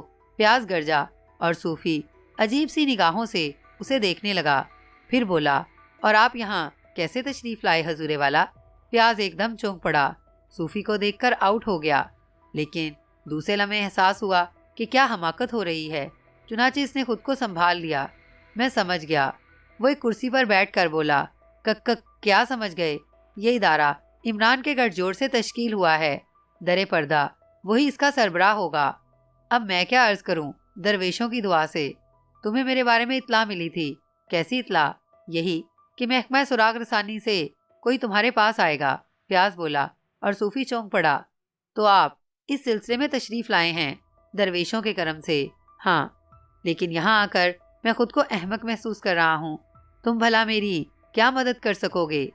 پیاز نے کہا، جس قابل بھی ہوں، درویشوں کی دعا سے۔ فرمائیے، کیا چاہتے ہیں؟ صوفی نے کہا، اور پیاز الجھن امیز انداز میں اسے دیکھنے لگا، پھر گہری سانس لے کر بولا، ٹھیک ہے، اگر تقدیر میں یہی بے بسی لکھی ہوئی ہے تو میں کیا کر سکتا ہوں؟ تم اخبارات دیکھتے ہو؟ جی ہاں، دیکھتا ہوں۔ ویسے تصدق حسین 12 بنکوی ہمیشہ پرانے اخبارات کے بنڈل خرید لاتے ہیں ردی فروشوں کی دکان سے۔ تقریباً 1 ماہ پہلے کے ہوتے ہیں۔ ہم نے اس سلسلے میں معاہدہ کر لیا ہے۔ بہر صورت اس ماہ کے اخبارات بھی آ گئے ہیں۔ فرمائیے، کوئی خاص بات؟ سیکرٹ سروس سے تعلق رکھتے ہو اور اخبارات پرانے خریدتے ہو؟ پیاز نے جھلا کر کہا، یہ میرا اور سیکرٹ سروس کا نجی معاملہ ہے، درویشوں کے کرم سے ہوگا۔ بہر صورت یہ بتاؤ، شہر میں ہونے والی وارداتوں کے بارے میں پڑھا تو ہوگا تم نے؟ جی ہاں، معاشرہ بے حد بگڑ چکا ہے، درویشوں کے کرم سے نئی نسل جرائم کی پورٹ بن چکی ہے، اقدار فراموش کر دیے گئے ہیں، بزرگوں کی عزت خاک میں ملا دی گئی ہے۔ چنانچہ جرائم نہ ہوں گے تو کیا ہوگا؟ روزانہ اخبارات میں ایک نہ ایک نئے واقعے کی اطلاع ملتی ہے۔ زمانے کو نہ جانے کیا ہو گیا ہے۔ میں کہتا ہوں کپتان صاحب، ہوگا کیا؟ درویشوں کے کرم سے۔ میں نئی نسل کے بگڑنے کی بات نہیں کر رہا، بلکہ ان وارداتوں کی بات کر رہا ہوں جو قبرستانوں میں ہو رہی ہیں۔ تمہارے علم میں ہے کہ کوئی انسان نما جانور یا جانور نما انسان لاشوں کو قبروں سے نکال کر کھا جاتا ہے، اور اس سلسلے میں کافی دہشت گردی پھیلی ہوئی ہے۔ شہر میں خوف و ہراس پھیلا ہوا ہے۔ محکمہ سراغ رسانی بھی اس سلسلے میں مسلسل کوشاں ہے، لیکن ابھی تک کوئی خاطر خواہ نتیجہ برآمد نہیں ہو سکا۔ پولیس کے دوسرے محکمے بھی کوئی خاص کامیابی حاصل نہیں کر سکے۔ اس سلسلے میں مجھے ہدایت ملی تھی کہ مددگار لمیٹڈ کے انچارج سے ملاقات کروں۔ اوہو، درویشوں کے کرم سے، ضرور ضرور، میں خود بھی ان معاملات پر گہری نگاہ رکھے ہوئے ہوں۔ تم؟ فیاض تمسخرانہ لہجے میں بولا، لیکن صوفی نے اس کے لہجے کا نوٹس نہیں لیا۔ اس نے اپنے مخصوص انداز میں کہا، جی ہاں، درویشوں کے کرم سے میں سلسلے میں کام کر رہا ہوں۔ کیا کام کیا ہے تم نے؟ بس 2-3 کام کیے ہیں، اور آپ یقین فرمائیے کپتان صاحب کہ اب اس خوفناک شخصیت کے برے دن آنے ہی والے ہیں۔ کیا کام کیے ہیں مثلاً؟ فیاض نے پوچھا۔ ایک وظیفہ عبدالرؤف آتش پڑھ رہے ہیں، دوسرا وظیفہ میں نے حکیم ابن دلدل کو بتایا ہے، وہ بھی پرسوں سے قبرستان میں چلہ کشی کریں گے، اور خود بھی ایک چلہ کر رہا ہوں۔ بس آپ نتیجہ دیکھیں، صوفی نے جواب دیا، اور فیاض کے تن بدن میں آگ لگ گئی۔ پھر وہ بولا، مجھے کیا کرنا چاہیے؟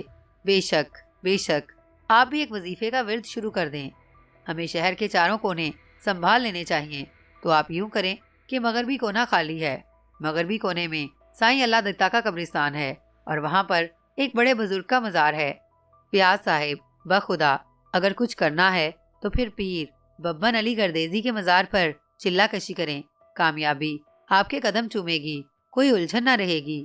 اگر وہ خوفناک انسان خود آ کر گردن نہ جھکا دے تو صوفی نام نہیں ہے۔ آپ قلم دوات اٹھائیں، یہ کاغذ لیں، اور جو وظیفہ میں بتاؤں لکھ لیں۔ 40 دن کا چلہ ہے، اب یہ تقدیر کی بات ہے کہ کسی بھی دن کام پورا ہو جائے۔ لکھیں۔ صوفی نے کاغذ اور قلم فیاض کی طرف بڑھایا، اور فیاض نے دونوں چیزیں زور سے میز پر پٹک دیں۔ ہیں؟ کیا مطلب؟ صوفی متحیرانہ انداز میں بولا، اس کے علاوہ کوئی اور مشورہ ہے؟ فیاض نتنے پھلا کر بولا، جی نہیں، ہم جیسے فقیروں کے پاس تو یہی ترکیبیں ہیں۔ اگر آپ اس خوفناک انسان کی گرفتاری میں کامیابی حاصل کرنا چاہتے ہیں تو جو وظیفہ میں بتاؤں اسے شام کو جھٹپٹے کے وقت پیر ببن علی گردیزی کے مزار کے بائیں کونے پر بیٹھ کر پڑھتے رہیں، باقی آپ کی اپنی مرضی ہے، درویشوں کی دعا سے، صوفی نے کہا، اور فیاض جھلا کر کھڑا ہو گیا۔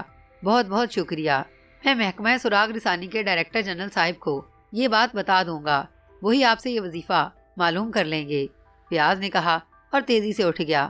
صوفی اور اس کے رفقائے کار جھلائے ہوئے انداز میں اسے باہر جاتا دیکھتے رہے، اور پھر صوفی چھت کی طرف دیکھ کر منہ چلانے لگا۔ درویشوں کے کرم سے، اس نے بڑے آسودہ انداز میں کہا۔ بلیک زیرو نے گہری سانس لی اور گردن ہلانے لگا۔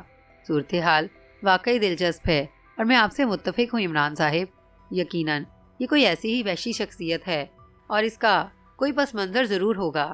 100% دنیا کے بیشتر ممالک میں ایسی صفات کے افراد پائے گئے ہیں، اور ان کا ایک باقاعدہ پس منظر ہوتا ہے۔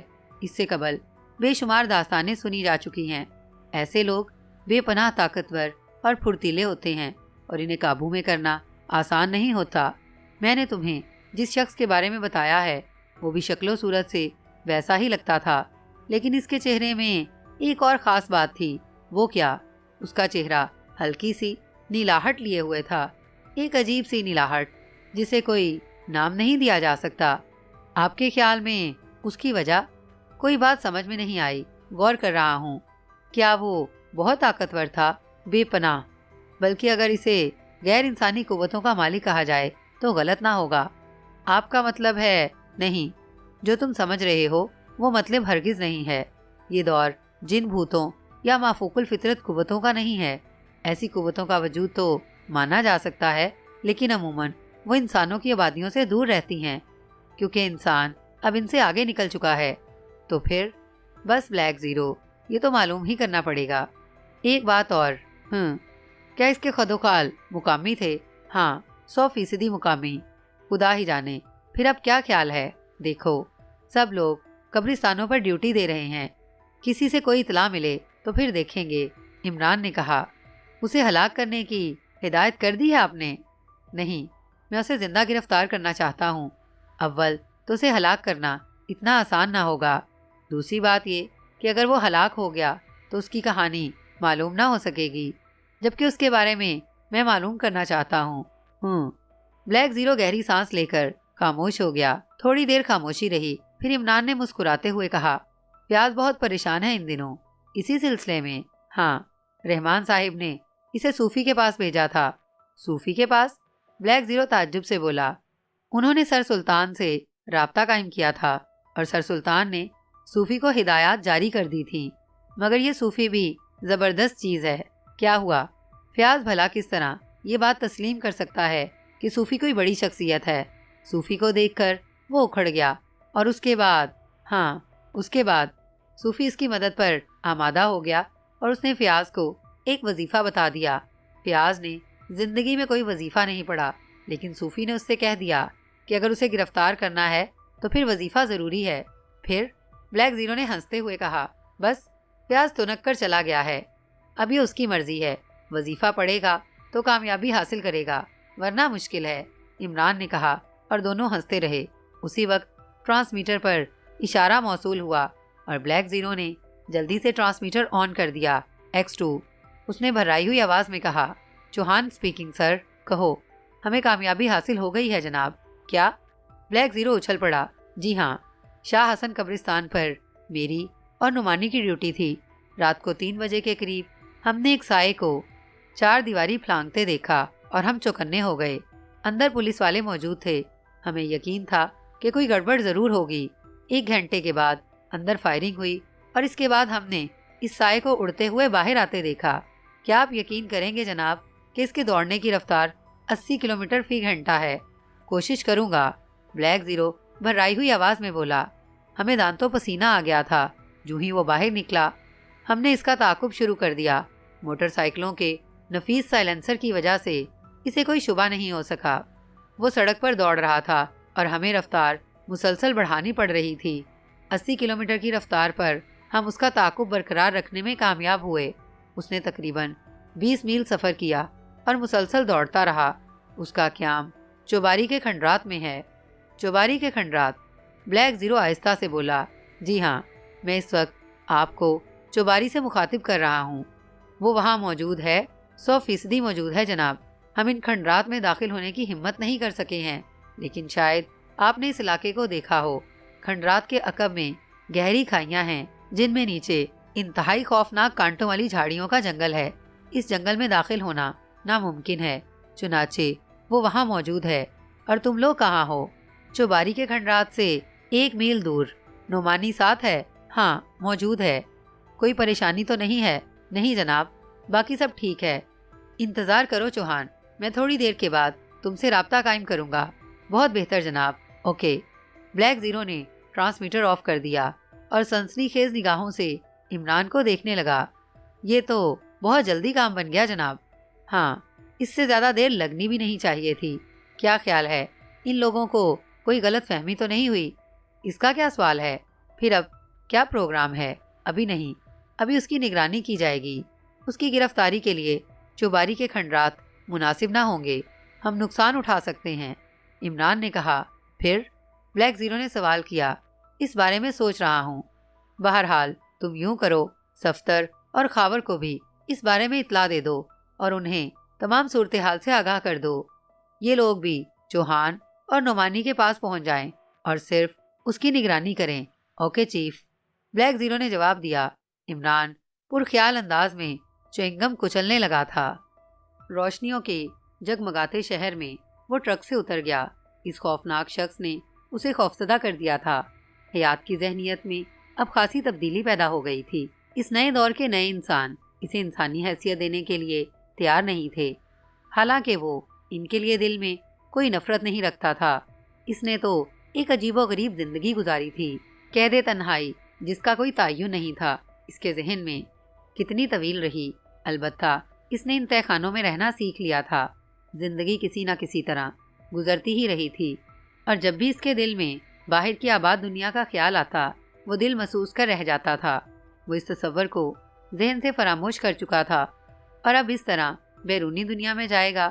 لیکن اچانک تقدیر نے اسے جب ایک بار پھر انسانوں کے درمیان لا پٹکا تو اس کی مسرت کی انتہا نہ رہی۔ اس نے اپنی برہنگی سے شرمندہ ہو کر جنگلوں کو اپنایا تھا، لیکن جب وہ انسانوں کے درمیان پہنچا تو اسے انتہائی مایوس کن حالات کا سامنا کرنا پڑا۔ اس کی شخصیت میں جو تبدیلیاں بھی پیدا ہو گئی تھیں وہ اس کی اپنی پیدا کردہ تو نہیں تھیں، حالات نے اس کے ساتھ یہ بھیانک مذاق کیا تھا، لیکن اب وہ اس بھیانک مذاق کا ذمہ دار کیوں قرار دے دیا گیا تھا؟ اگر اس کے اندر کچھ تبدیلیاں ہو گئی تھیں تو اس میں اس کا تو کوئی قصور نہیں تھا۔ جھنجھلاہٹ میں اس نے کئی خون کر ڈالے تھے۔ ان تمام باتوں میں اس کی قوت ارادی کو کوئی دخل نہیں تھا۔ بس اس کی فطرت میں وحشت خیزی پیدا ہو گئی تھی۔ خون اور گوشت کی طلب اسے ہمیشہ اپنے دل میں محسوس ہوتی تھی، اور انسانی خون اور گوشت اس کی رگوں میں زندگی دوڑا دیتا تھا۔ وہ خود کو تازہ دم محسوس کرتا تھا۔ کئی بار اسے اپنے اس گھناؤنے فعل پر خود بھی کراہیت محسوس ہوئی۔ اس نے سوچا کہ تہہ خانوں کی بات اور تھی، لیکن باہر کی دنیا میں پیٹ کی آگ بجھانے کے لیے بے شمار چیزیں موجود ہیں، پھل، روٹی اور ایسی ہی دوسری چیزیں جنہیں وہ جائز طریقوں سے تو حاصل نہیں کر سکتا تھا، لیکن چوری چھپے ان کا حصول مشکل بھی نہیں تھا۔ خاص طور سے پھل اور فروٹ کے باغات تو بہت کافی تھے اور وہ ان میں داخل ہو کر پیٹ بھر سکتا تھا۔ اس نے کئی بار ایسی کوششیں بھی کی، لیکن پیٹ تو بھر جاتا تھا اس کا، البتہ روح کو ایک تشنگی کا احساس ہوتا رہتا تھا، اور اس تشنگی کے احساس سے وہ بے چین رہتا تھا۔ اس دن وہ اتفاق سے ایک قبرستان کے قریب سے گزر رہا تھا کہ اس نے چند لوگوں کو قبرستان کے نزدیک دیکھا۔ وہ کسی لاش کو دفن کر رہے تھے۔ جب وہ سب چلے گئے تو اس نے قبر کھود کر لاش نکالی اور مردہ بدن کے کچھ حصوں کو کھا کر اس نے اپنی روح میں تسکین محسوس کی۔ تب اس نے فیصلہ کر لیا کہ اب وہ کسی زندہ انسان کو موت کے منہ میں نہیں دھکیلے گا۔ اسے اپنی درندگی پر بے حد تعصب تھا۔ اگر روح کی تشنگی اس طرح مٹ سکتی ہے تو کبھی کبھی ان مرنے والوں سے فیض حاصل کیا جا سکتا ہے جو دنیا کے کسی کام کے نہیں رہے تھے، اور اس نے اس پر عمل کرنا شروع کر دیا۔ ایک بار اس نے پانی کے چشمے میں اپنے چہرے پر اگے ہوئے جھاڑ جھنکار دیکھے اور اپنا موازنہ اس دنیا کے لوگوں سے کیا۔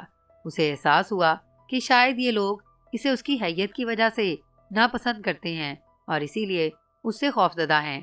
چنانچہ اس نے اس سلسلے میں انتظامات کرنا شروع کر دیے۔ ایک جگہ سے اس نے کینچی اور استرا چرایا، اور پھر جس قدر بھی ممکن ہو سکا اس نے اپنے چہرے کے جھنکاٹ درست کر دیے، داڑھی مونچھیں صاف کر لیں، سر کے بال چھوٹے چھوٹے کر لیے۔ حالانکہ وہ بے ترتیب تراشے گئے تھے، لیکن بہر صورت اس کے چہرے کی یہ خوفناک کیفیت ختم ہو گئی تھی۔ چہرے کی خوفناک کیفیت ختم کرنے کے بعد وہ ایک شخص کے سامنے گیا، صرف یہ دیکھنے کے لیے کہ کیا اب بھی وہ لوگ اس سے اسی طرح نفرت کرتے ہیں، اور وہی ہوا۔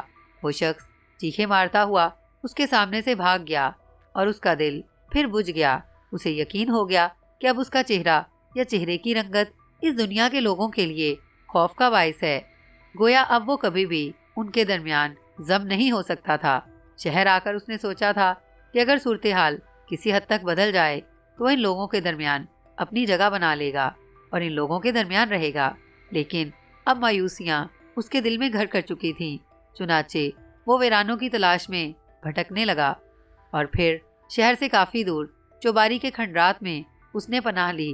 ان کھنڈرات میں انسانوں کا گزر نہیں تھا، وہ اپنی ضرورت کے لیے خود ہی ان کے درمیان جا سکتا تھا۔ چنانچہ یہ جگہ اس نے اپنے ٹھکانے کے لیے منتخب کر لی۔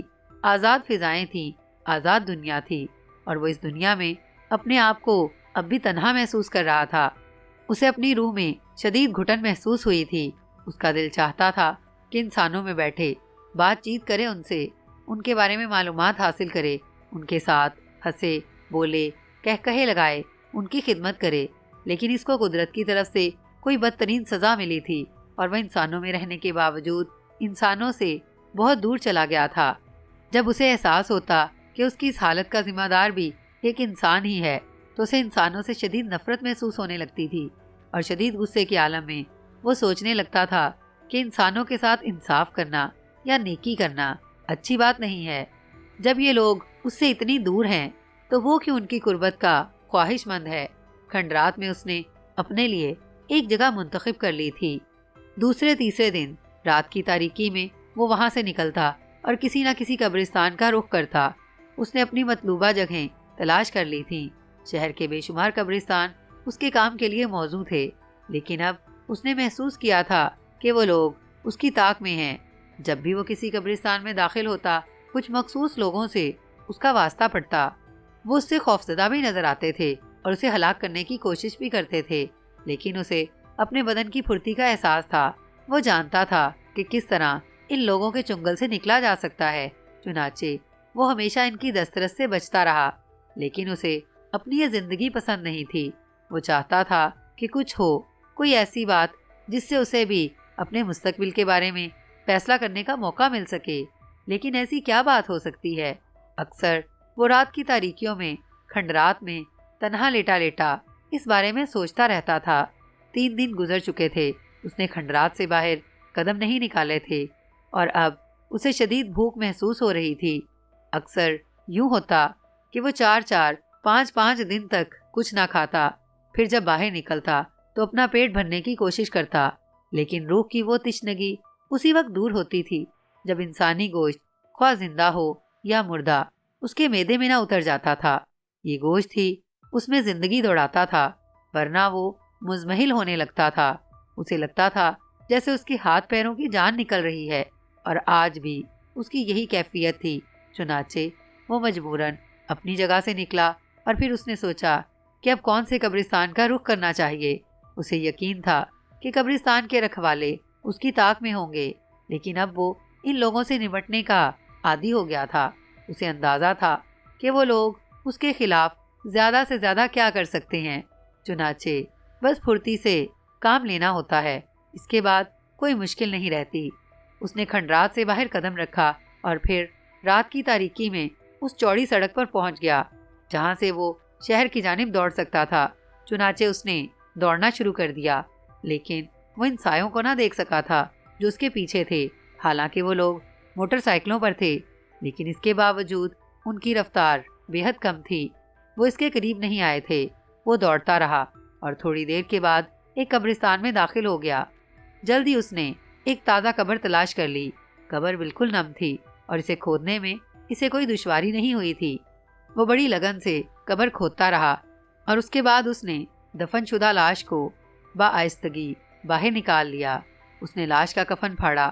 کسی نوجوان لڑکی کی لاش تھی۔ اسے بے کفن کر کے حیات نے ایک نگاہ اس کے چہرے پر ڈالی اور اس کے ذہن کو ایک شدید جھٹکا لگا تھا۔ یہ چہرہ، یہ خد و خال اس کے لیے اجنبی نہ تھے۔ ایک پرانی یاد اس کے ذہن میں تازہ ہو گئی۔ ایک انوکھا مانوس چہرہ اس کے سامنے آ گیا اور کچھ الفاظ اس کے کانوں میں ابھرے۔ میں تمہیں چاہتی ہوں حیات، میں تم سے محبت کرنے لگی ہوں۔ نتیجہ کچھ بھی ہو، میں تمہیں ضرور اپناؤں گی حیات، میں تمہیں ضرور اپناؤں گی۔ ہاں، یہ چہرہ زمرد ہی کا تھا، 100% وہی چہرہ۔ حیات کے دل میں نمی پیدا ہو گئی۔ وہ انتہائی بے چینی کی کیفیت محسوس کر رہا تھا۔ زمرد کا چہرہ اس کی نگاہوں کے سامنے تھا اور اس کے الفاظ حیات کے کانوں میں گونج رہے تھے۔ وہ پھٹی پھٹی نگاہوں سے اسے دیکھ رہا تھا۔ تب دفتن ایک گولا سا اس کے حلق کی طرف چلا اور اس کی آنکھوں سے آنسو رواں ہو گئے۔ اس کے حلق سے ایک چیخ سی نکلی اور دوسرے لمحے وہ لاش سے لپٹ کر رونے لگا۔ زمرد، میں حیات ہوں، میں حیات ہوں، مجھے پہچانو اور مجھے بتاؤ کہ اب میں کیا کروں۔ آنکھیں کھولو زمرد، آنکھیں کھولو۔ تمہیں شاید حالات کا علم نہیں ہے، تم نہیں جانتی کہ میرے اوپر کیا گزری ہے۔ زمرد، میں تمہارا غلام تھا، میں کبھی خواب و خیال میں بھی سوچ نہیں سکتا تھا کہ تمہاری زندگی میں داخل ہو جاؤں، لیکن زمرد، جو کچھ ہوا تمہیں نہیں معلوم، میں بے گناہ ہی مارا گیا۔ مجھے بتاؤ زمرد، تم تو موت کی آغوش میں جاں سوئی، تم نے تو ایک قبر اپنے لیے منتخب کر لی، لیکن میں کس قبر میں جا کر سوؤں؟ زمرد، مجھے بتاؤ زمرد۔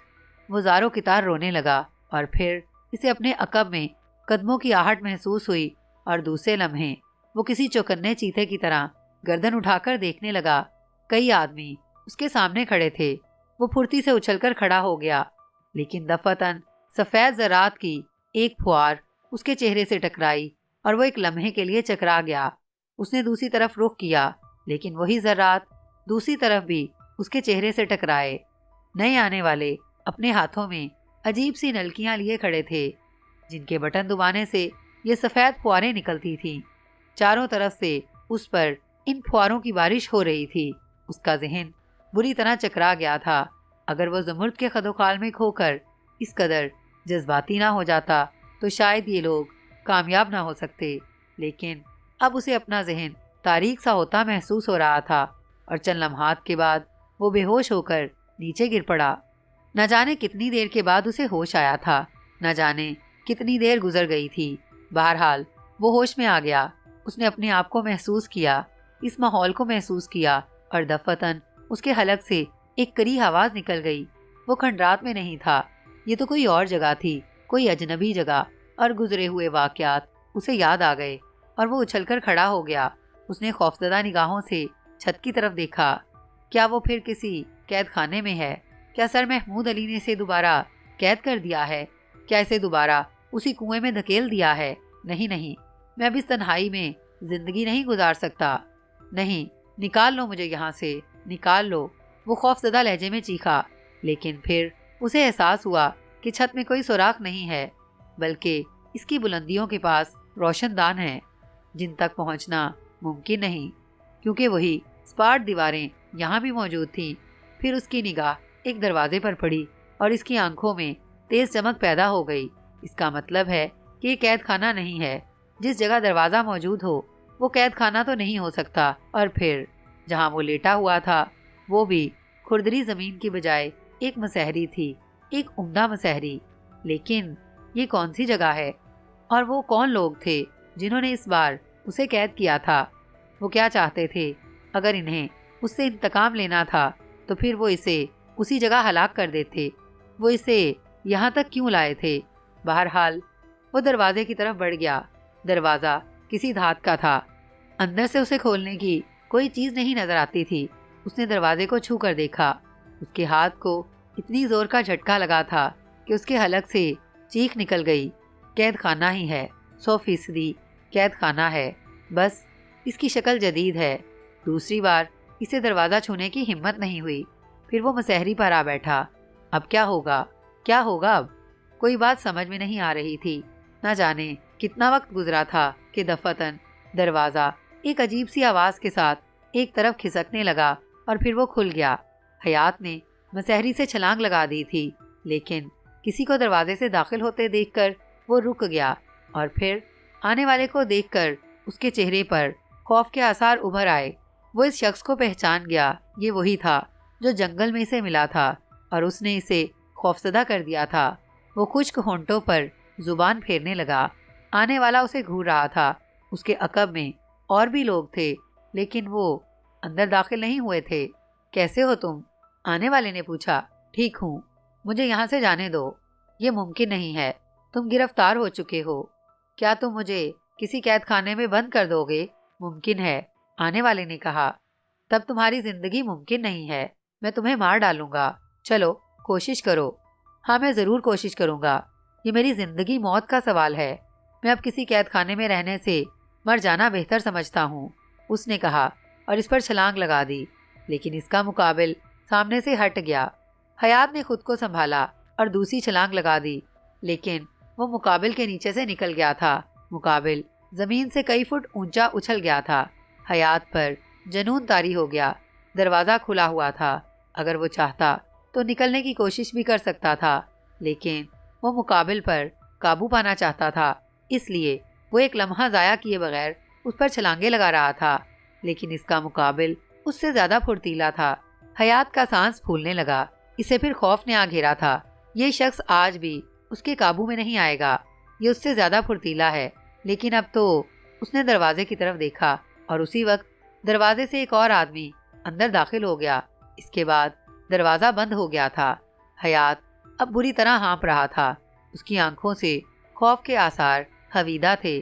پھر وہ بھرائی ہوئی آواز میں بولا، تم مجھے جانے نہیں دو گے؟ نہیں، اب یہ ممکن نہیں ہے۔ پھر میں کیا کروں؟ مجھے بتاؤ، میں کیا کروں؟ آرام سے بیٹھو، ہم تمہاری طرف دوستی کا ہاتھ بڑھاتے ہیں۔ دوستی؟ وہ چونک پڑا۔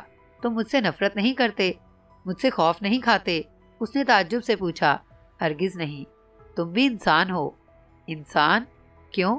کیا تم انسان نہیں ہو؟ تھا کبھی، اب نہیں ہوں۔ کیوں؟ اب کیا بات ہو گئی؟ میری شکل و صورت، میرا حلیہ، تم اسے بدل بھی سکتے ہو۔ مگر میں کیسے بدلوں؟ تم سب لوگ مجھ سے نفرت کرتے ہو۔ تم میرے پاس کھڑے بھی نہیں ہوتے۔ میں تمہارے پاس کھڑا ہوں، کیا تمہیں اس کا یقین نہیں ہے؟ ہے، مگر تم انوکھے ہو۔ تمہارا کیا نام ہے؟ عمران۔ میرا نام حیات ہے۔ حیات، مگر میری حیات موت سے بدتر ہے۔ اوہ، تم یہ سب کچھ سوچ سکتے ہو، کیوں نہیں؟ میں بھی تو انسان ہوں، اس نے کہا، اور اس کی آنکھوں میں نمی پیدا ہو گئی۔ پھر 2 آنسو اس کے گالوں پر لڑک آئے۔ دفتن اس نے پوچھا، سنو، تم نے مجھے ایک قبر کے پاس سے گرفتار کیا تھا نا؟ ہاں۔ وہ قبر کس کی تھی؟ کسی لڑکی کی۔ کیا اس کا نام زمرد تھا؟ زمرد؟ معلوم نہیں۔ تم اسے جانتے ہو؟ ہاں، وہ چہرہ زمرد ہی کا تھا۔ زمرد کون تھی؟ نواب سر محمود کی بیٹی۔ کس کی بیٹی؟ عمران حیرت سے بولا۔ بلیک زیرو بھی حیرت اور دلچسپی سے اس کی شکل دیکھ رہا تھا۔ سر محمود علی، ریاست نگر کے نواب۔ زمرد ان کی بیٹی تھی؟ عمران نے تعجب سے پوچھا۔ ہاں دوست، مگر یقین کرو، قصور میرا نہیں تھا۔ میں بالکل بے گناہ ہوں، قطعی بے گناہ، یقین کرو۔ نواب صاحب نے میرے ساتھ زیادتی کی ہے۔ عمران کا دماغ گھوم رہا تھا۔ اس نے اس افرید کو گرفتار کر لیا تھا اور اس سلسلے میں خاصی تگ و دو کی تھی، اور اب اس کی باتیں اسے چکرائے دے رہی تھیں۔ یہ تو ایک ٹھیک ٹھاک اور صحیح الدماغ انسان معلوم ہوتا تھا۔ وہ ریاست نگر کی حویلی کی کھدائی میں برآمد ہوا تھا اور کسی دور میں اس حویلی کے مالک سر محمود علی ہی تھے۔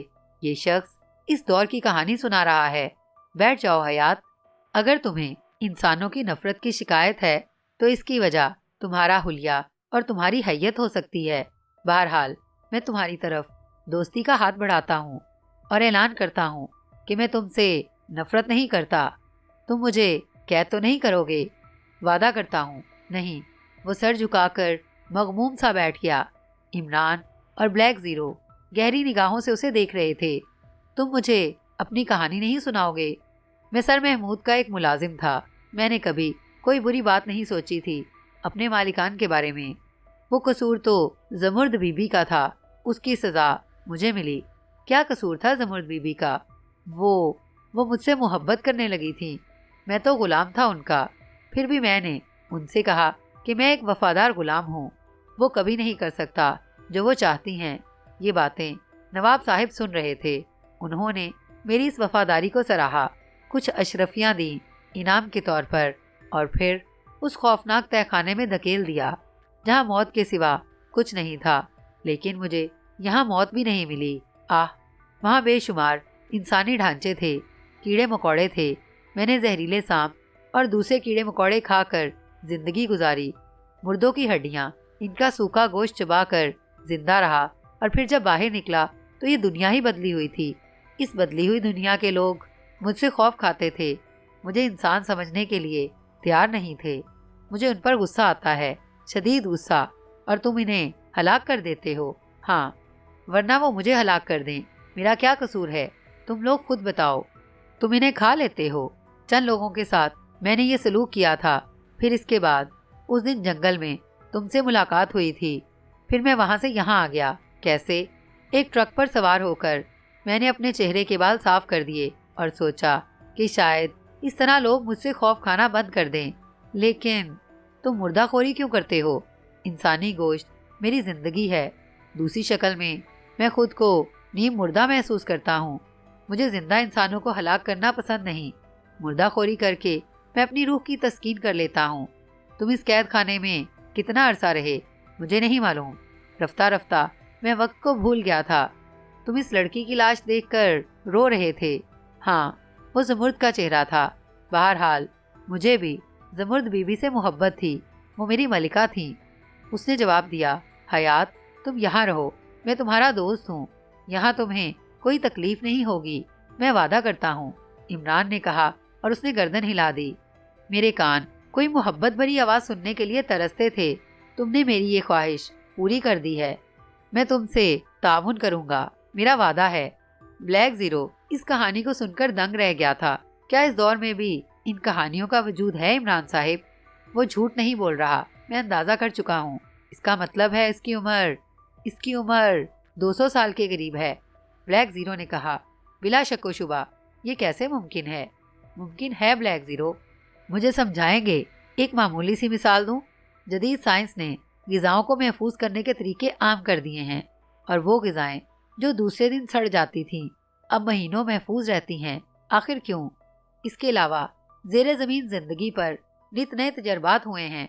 پتہ چلا ہے کہ مخصوص ساخت کی کچھ عمارتوں میں زندگی انوکھے تجربات سے دوچار ہوئی ہے، اور انسان اگر ساری زندگی یہاں گزار دے تو اس کی عمر 8 گنا بڑھ سکتی ہے اور وہ بیماریوں سے محفوظ رہ سکتا ہے۔ اوہ ہاں، یہ حقیقت ہے۔ دوسرا کھیل لہمیات کا ہے۔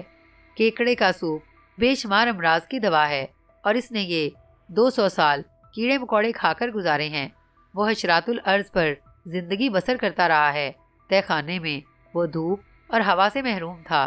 بے شک، کیا یہ چیزیں اس کی زندگی پر اثر انداز نہیں ہو سکتی؟ خدا کی پناہ، پھر تو یہ ایک عجوبہ ہوا، اس میں کوئی شک نہیں۔ لیکن اس کا چمکدار بدن اور چہرہ، تم نے اس کی پوری کہانی سنی ہے، پھر بھی یہ بات کہہ رہے ہو؟ ہاں، مگر اس کی کہانی سے اس کے بدن کے چمکدار ہونے کا کیا تعلق؟ وہ مردہ انسانوں کی ہڈیاں چاٹتا رہا ہے۔ پھر ہڈیوں کا فاسفورس کیا خون میں شامل ہو کر یہ کیفیت پیدا نہیں کر سکتا؟ خدا کی قسم عمران صاحب، آپ کے ذہن کا کوئی جواب نہیں۔ مگر اب کیا پروگرام ہے آپ کا؟ کیا مطلب؟ عمران نے پوچھا۔ قانون اس کے ساتھ کیا سلوک کرے گا؟ قانون؟ عمران ایک گہری سانس لے کر بولا۔ 200 سال کے بعد قانون اس کے ساتھ انصاف نہ کر سکے گا، بلیک زیرو۔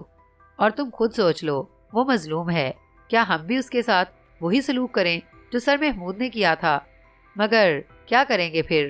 یہ ناصر کا کیس ہے، میں اسے ناصر کی لیبارٹری پہنچاؤں گا۔ ناصر اسے زندہ رکھنے کے تجربات کرے گا۔ ممکن ہے اسے کوئی عمدہ بات معلوم ہو جائے۔ اوہ، یہ سوچا ہے آپ نے؟ 100%۔ اور اس کی تلاش، اس کی سرگرمیاں بند ہو جائیں گی تو قانون خود خاموش ہو جائے گا، عمران نے جواب دیا، اور بلیک زیرو گردن ہلانے لگا۔ ناصر نے متحیرانہ انداز میں یہ کہانی سنی تھی، پھر اس نے تعجب خیز لہجے میں کہا، کمال ہے عمران صاحب، میں ان حالات سے بے خبر ہی رہا۔ کوئی خاص اہمیت نہیں تھی ان واقعات کی، لیکن کہانی دل گداز ہے، اور تم اس کی اہمیت سے انکار نہیں کر سکتے۔ بلا شبہ وہ میرے لیے ایک عجوبہ ہے، تم اس پر تجربات کرو گے، یقیناً وہ ایک شاہکار ہے۔ بس میں صرف ایک بات سے متفکر ہوا ہوں، کیا مردہ خوری کے بغیر وہ کیسے زندہ رہے گا؟ میں اسے لحمیات کے انجیکشن دوں گا، ممکن ہے وہ اس کی ضروریات پوری کر دیں۔ اب یہ تمہارا کام ہے، لیکن مجھے حالات سے باخبر رکھنا۔ اوکے اوکے عمران صاحب، ناصر نے جواب دیا۔ عمران حیات کو ناصر کی تحویل میں دے آیا تھا۔ 1 ہفتے کے بعد ناصر نے اطلاع دی، اس کا وزن کم ہو رہا ہے عمران صاحب، مردہ جانور اس کے بدن کی وہ ضروریات پوری نہیں کر رہے ہیں، وہ بے حد کمزور ہو رہا ہے۔ دوسرے ہفتے عمران ناصر کے پاس پہنچ گیا۔ ناصر نے اسے بلا لیا تھا۔ حیات کو دیکھ کر عمران دنگ رہ گیا۔ اس کے چہرے پر 200 سال کی جھریاں پڑی ہوئی تھیں، وہ چل بھی نہیں سکتا تھا۔ اس کا وزن صرف 75 پاؤنڈ رہ گیا تھا۔ تیسرے ہفتے وہ مر گیا۔ ناصر نے عمران کو بتایا کہ اس کی عمر پوری ہو چکی تھی اور اس سے زیادہ وہ کسی طور زندہ نہیں رہ سکتا تھا۔ یوں حیات کی کہانی خاموشی سے ختم ہو گئی۔